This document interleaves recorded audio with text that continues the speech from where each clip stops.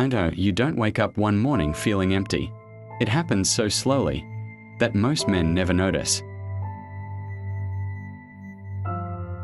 1 missed workout, 1 cancelled phone call, 1 more late night scrolling, 1 more time saying, "I'm just tired." Until one day, you look in the mirror and the man looking back feels unfamiliar. Not because he's weak, because he's been surviving for so long, he forgot what living feels like. If you've been carrying a weight you can't explain, this video is for you. Because what you're feeling is more common than you think, and more importantly, it's not permanent. Part 1. Most people think emptiness means something is wrong. It doesn't. Emptiness is often your mind's way of telling you that you've been disconnected from yourself for too long. Your brain is incredibly efficient. It repeats whatever you've practiced. If you've practiced survival, your brain becomes excellent at surviving. The problem is, surviving isn't the same as living. If you've practiced survival, your brain becomes excellent at surviving. The problem is, surviving isn't the same as living. You wake up, go to work, pay the bills, come home, sleep, repeat.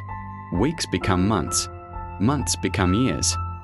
Nothing terrible happens, but nothing truly meaningful happens either. And that quiet absence of meaning starts to feel like emptiness. Part 2. Imagine a father. He loves his family more than anything.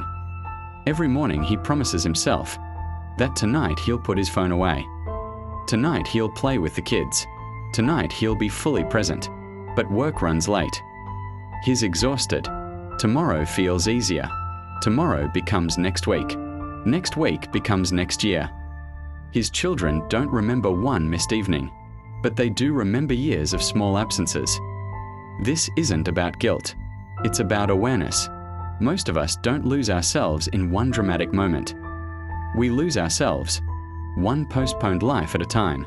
Part 3. Psychologists sometimes talk about the difference between surviving and flourishing. Survival asks, how do I make it through today? Flourishing asks, how do I become more alive? Those are completely different questions. When anxiety is high, our nervous system focuses on safety. Not joy, not curiosity, not purpose, just survival. That's why everything begins to feel smaller. Your world shrinks. Your dreams shrink. Eventually, you begin shrinking too.